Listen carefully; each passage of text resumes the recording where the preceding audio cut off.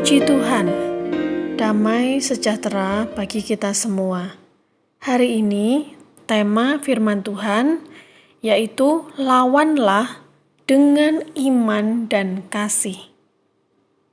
Siapa lawan kita?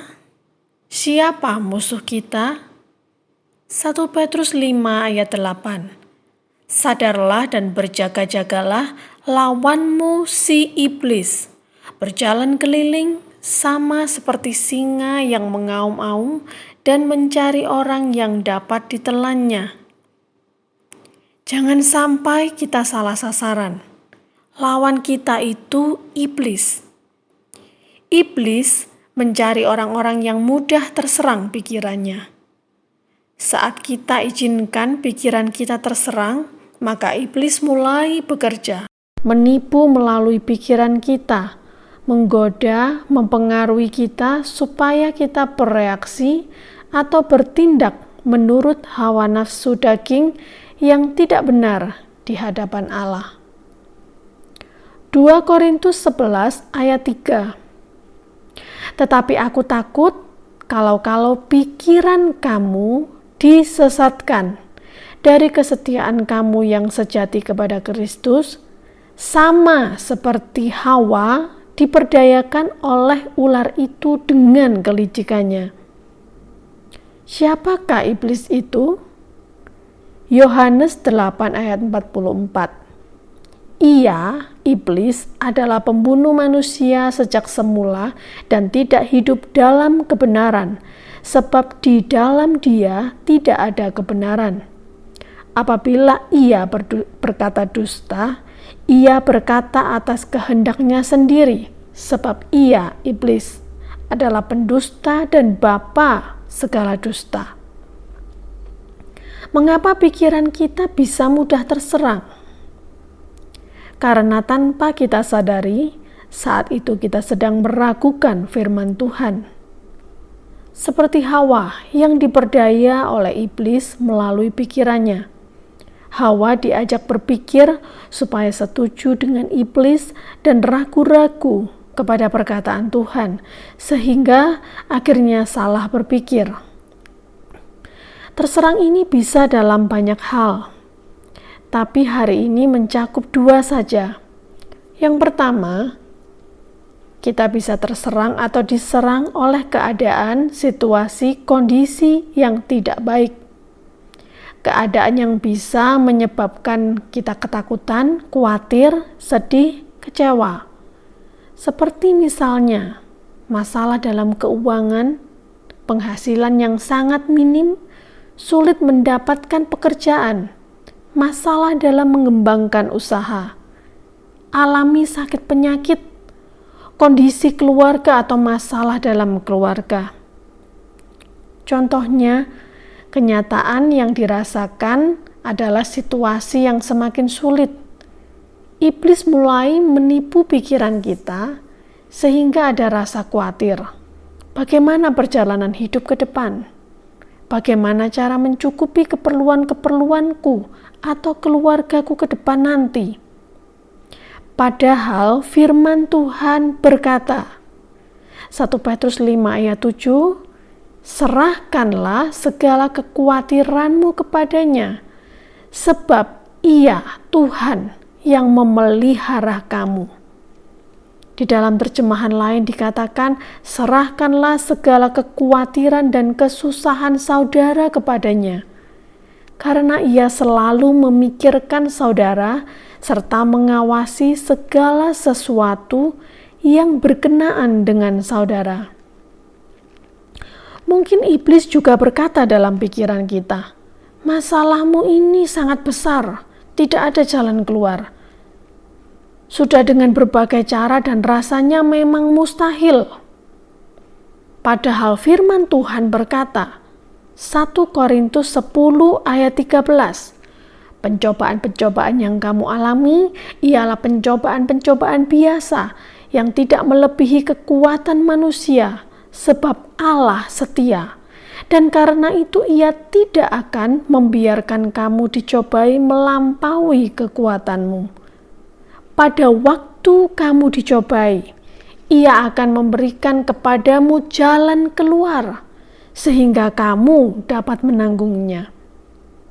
Jadi, saat iblis mulai memainkan pikiran kita, mulai takut, bimbang, khawatir, janganlah kita buahi. Tapi, seperti yang dikatakan 1 Petrus 5 ayat 9, lawanlah dia, iblis, dengan iman yang teguh. Sebab kamu tahu bahwa semua saudaramu di seluruh dunia menanggung penderitaan yang sama. Lawanlah pikiran-pikiran tersebut dengan iman yang teguh, yaitu tetap berpegang teguh dan percaya kepada firman Tuhan, supaya kita tidak bisa dimangsa, kita tidak mudah dimangsa oleh si iblis. Nah, yang kedua, Bapak, Ibu, Saudara yang dikasihi Tuhan, kita bisa merasa terserang atau diserang oleh orang lain. Ini berhubungan dengan sikap atau perkataan dari orang lain yang bisa menyebabkan kemarahan, jengkel, tidak suka, bahkan dendam. Saat kita mengizinkan iblis menipu pikiran kita dengan tipu dayanya, kita akan mulai salah paham dan mengadakan serangan balik. Ya, seringkali sebagian besar kasusnya adalah kitanya yang merasa diserang. Padahal lawan bicara kita tidak ada maksud menyerang. Misalkan antara suami dan istri atau dalam pertemanan, terkadang perkataan-perkataan yang masuk dalam pikiran kita itu kita terjemahkan sebagai serangan. Padahal setelah diusut, hanya karena terlalu sensitif saja.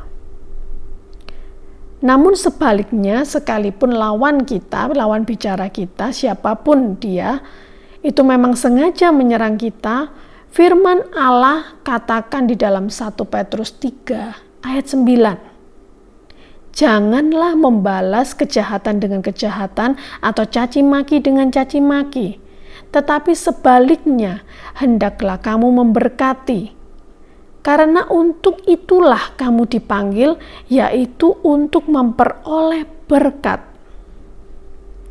Jadi hal-hal tersebut tadi bisa dikatakan sebagai jebakan iblis, supaya orang percaya bertengkar, berselisih paham, bantah-bantahan, terpecah-pecah. Dan jika kita tidak waspada dan berjaga-jaga, maka masuklah kita ke dalamnya. Bahkan 1 Korintus 3 ayat 3 berkata, sebab jika di antara kamu ada iri hati dan perselisihan, bukankah hal itu menunjukkan bahwa kamu manusia duniawi dan bahwa kamu hidup secara manusiawi? Di dalam terjemahan lain dikatakan, bukankah hal itu membuktikan bahwa saudara itu masih bayi yang hanya menuruti kata hati saja? Sesungguhnya saudara berkelakuan seperti orang yang sama sekali tidak mengenal Tuhan. Padahal kita tahu kita adalah orang-orang yang mengenal Tuhan. Tapi jika kita melakukan hal itu, maka kita berkelakuan seperti orang yang sama sekali tidak mengenal Tuhan. Jadi, mari sama-sama kita mau waspada dan berjaga-jaga. Lawan kita itu iblis, bukan keadaan ataupun sesama kita. Justru keadaan dan sesama kita yang akan melatih kita menjadi semakin kuat di dalam iman dan kasih kita. Jangan mengizinkan pikiran kita disesatkan, ditipu, bahkan dikendalikan oleh iblis. Lawan dengan iman dan kasih di dalam Tuhan Yesus Kristus. Amin. Bapa di surga, kami mengucap syukur atas firman-Mu pada hari ini.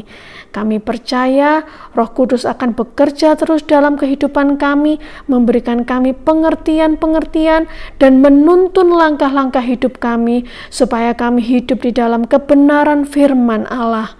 Di dalam nama Tuhan Yesus Kristus, kami sudah berdoa dan mengucap syukur. Haleluya. Amin. Bagi anak domba, bagi anak domba, bagi anak domba, bagi anak domba,